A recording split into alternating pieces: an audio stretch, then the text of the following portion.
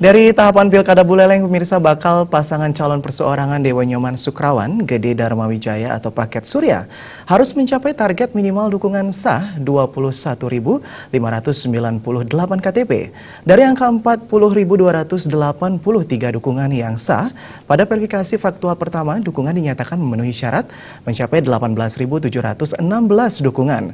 Dalam verifikasi tahap kedua, Paket Surya cukup mencari 21.598 dukungan KTP lagi.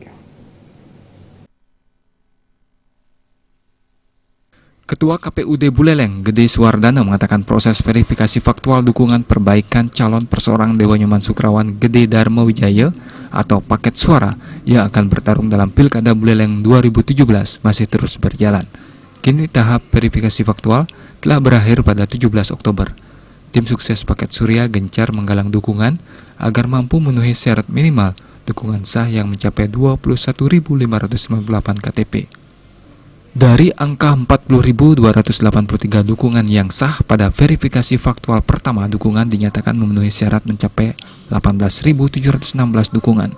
Jadi Paket Surya cukup mencari 21.598 dukungan KTP lagi untuk tahap verifikasi tahap kedua. Tahap 2 membutuhkan minimal dukungan yang memenuhi syarat 21.598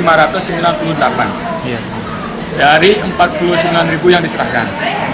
Jika memenuhi syarat minimal 21.598 yang memenuhi syarat, maka bakal pasangan calon akan ditetapkan memenuhi syarat minimal dukungan.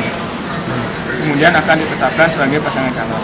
Jika dalam verifikasi faktual tahap 2 ini tidak memenuhi syarat minimal 21.598 dari kekurangan yang terjadi di verifikasi faktual tahap 1, maka akan dinyatakan tidak memenuhi syarat karena jumlahnya jika dijumlahkan dengan verifikasi faktual tahap pertama 18.000 sekian tidak mencapai 40.283, maka dinyatakan tidak memenuhi syarat dan tidak akan ditetapkan sebagai pasangan calon.